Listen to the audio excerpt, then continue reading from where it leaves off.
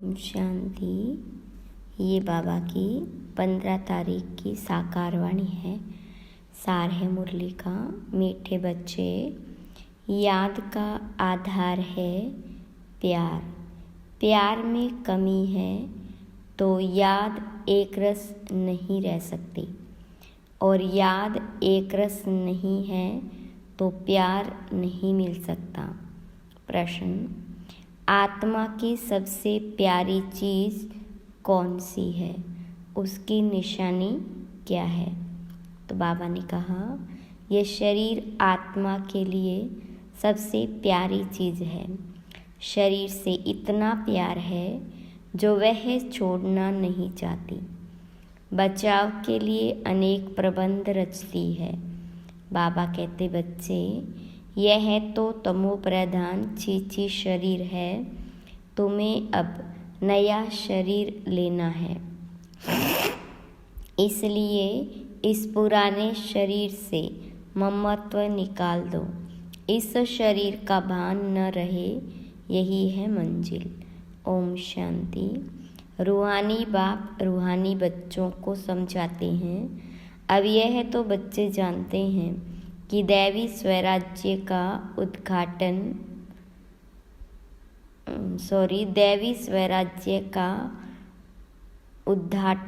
उद्घाटन तो हो चुका है।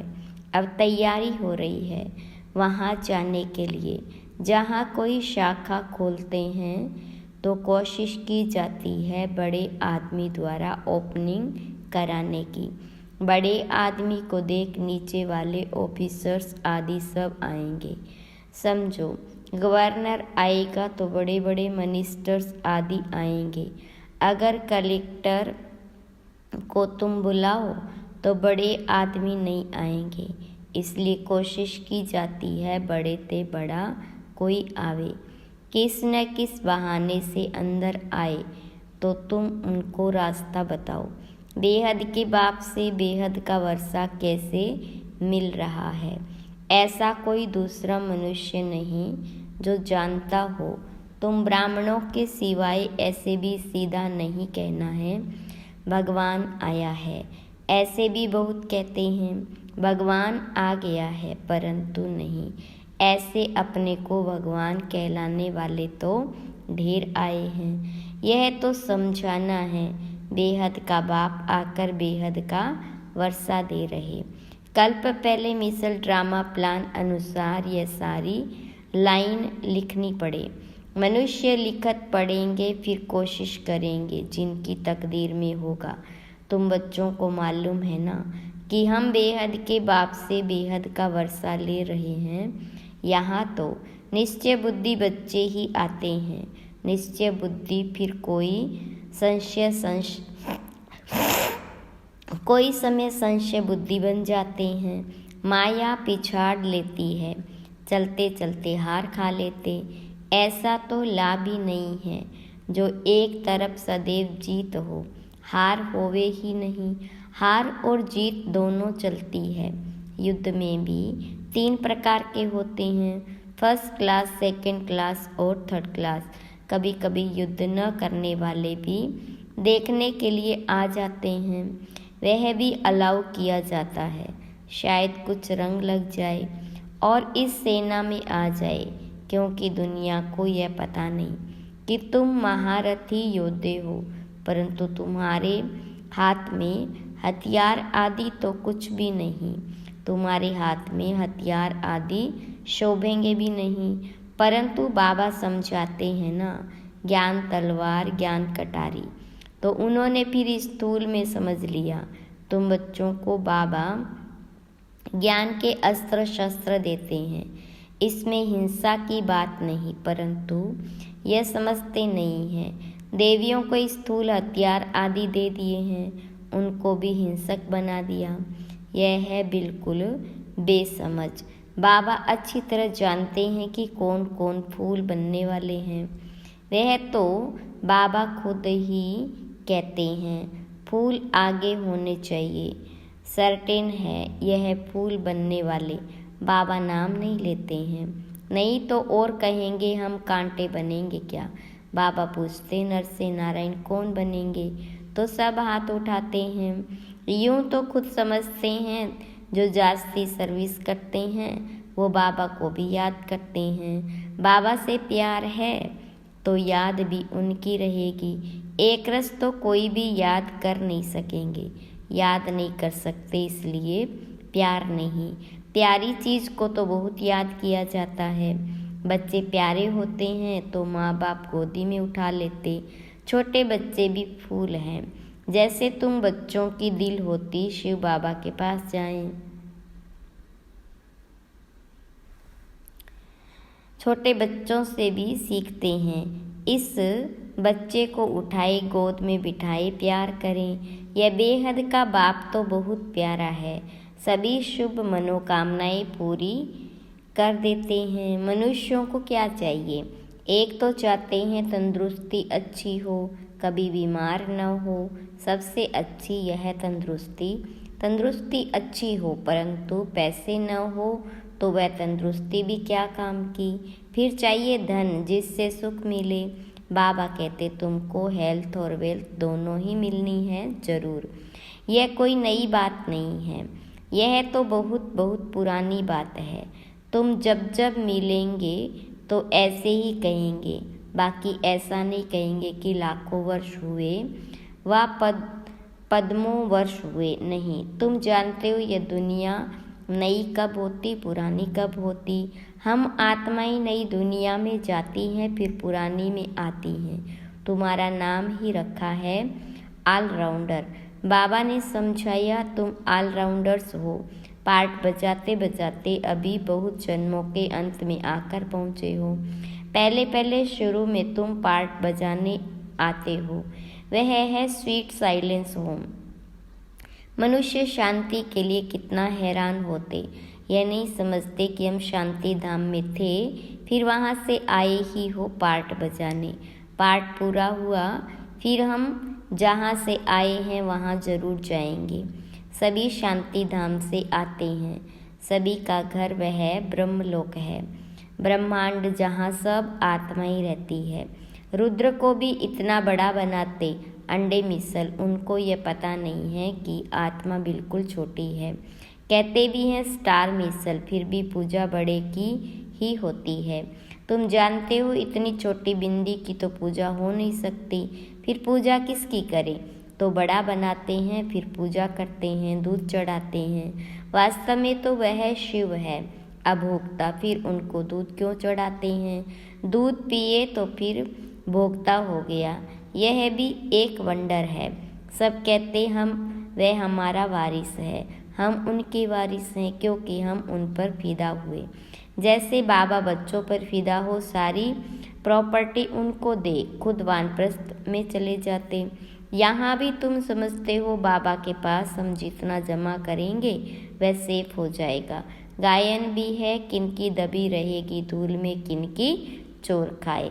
तुम बच्चे जानते हो कुछ भी रहता ही नहीं, सब भस्म हो जाना है। ऐसे भी नहीं समझो, एरोप्लेन गिरते हैं, विनाश होता है तो चोरों को माल मिलता है, लेकिन चोर आदि खुद भी खत्म हो जाएंगे। उस समय चोरी आदि भी बंद हो जाती। नहीं तो एरोप्लेन गिरता है तो पहले पहले सब माल चोरों के हाथ में आता है, फिर वहाँ ही जंगलों में माल छिपा देते, सेकंड में काम कर लेते। अनेक प्रकार की चोरी के काम करते हैं, कोई रॉयल्टी से, कोई अनरॉयल्टी से। तुम जानते हो यह सब विनाश हो जाएंगे और तुम सारे विश्व के मालिक बन जाएंगे। तुमको कहाँ कुछ ढूंढना नहीं पड़ेगा। तुम तो बहुत ऊंच घर में जन्म लेते हो, पैसे की दरकार ही नहीं। राजाओं को कभी पैसे लेने का ख्याल भी नहीं होगा, देवताओं को तो बिल्कुल नहीं रहता। बाबा तुमको इतना सब कुछ दे देते जो कभी चोरी चकारी ईर्ष्या आदि की बात ही नहीं।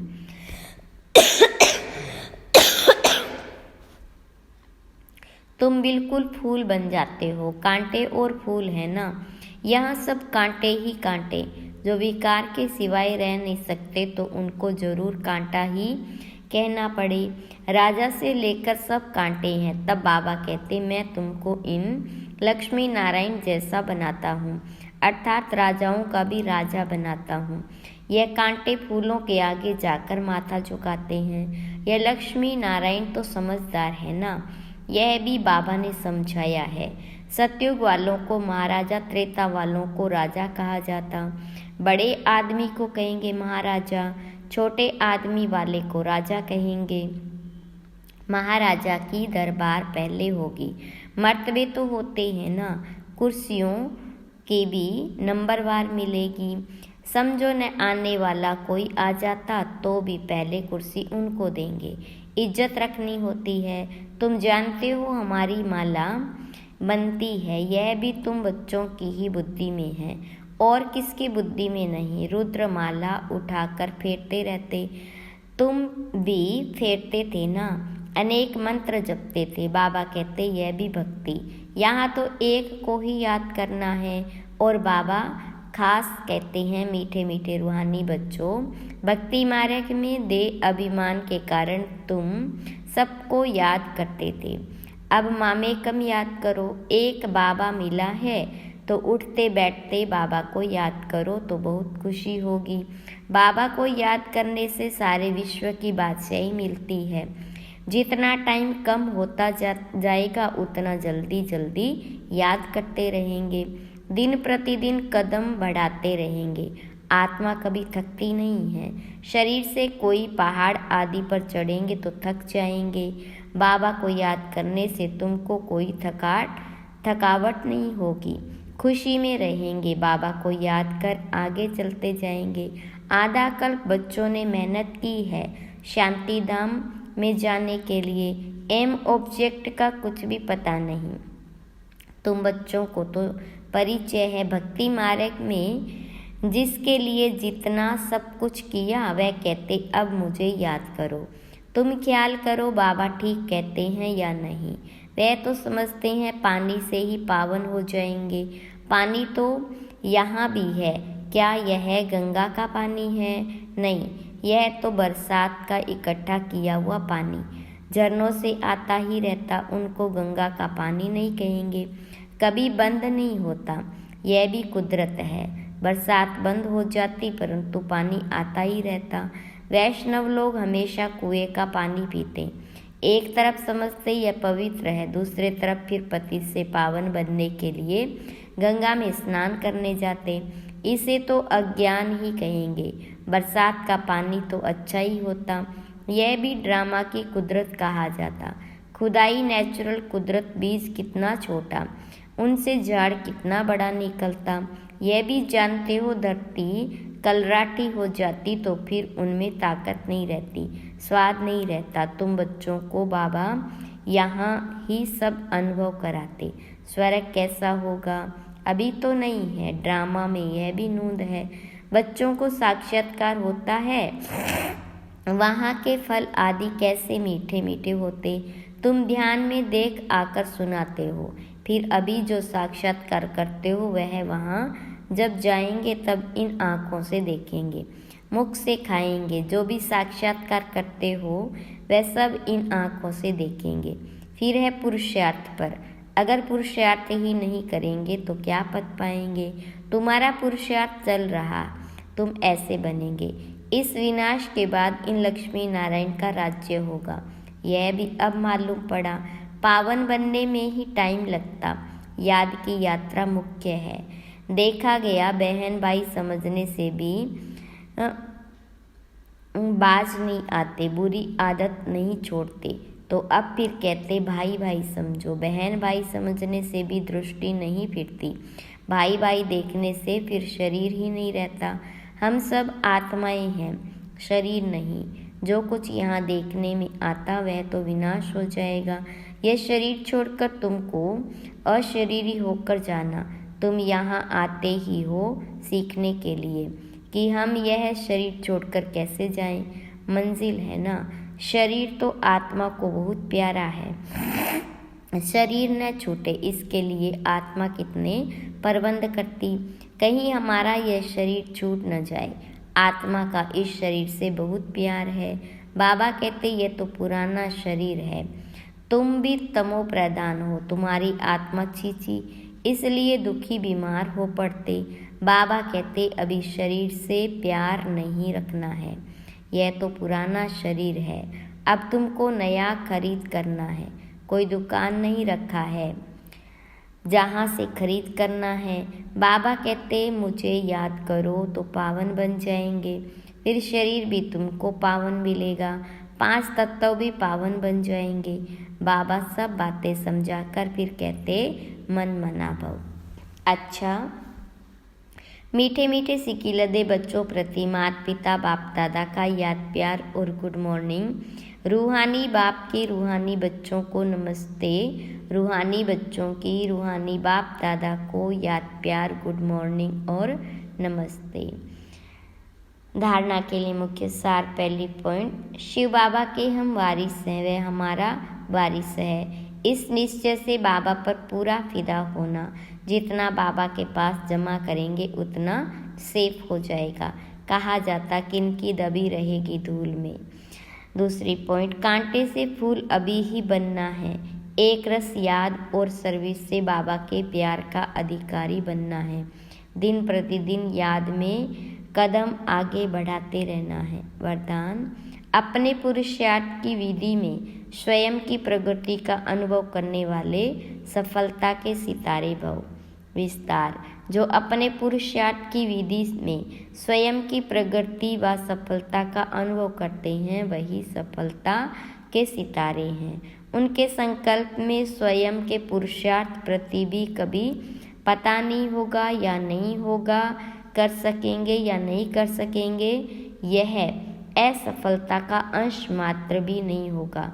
स्वयं प्रति सफलता अधिकार के रूप में अनुभव करेंगे, उन्हें सहज और स्वतः सफलता मिलती रहती है।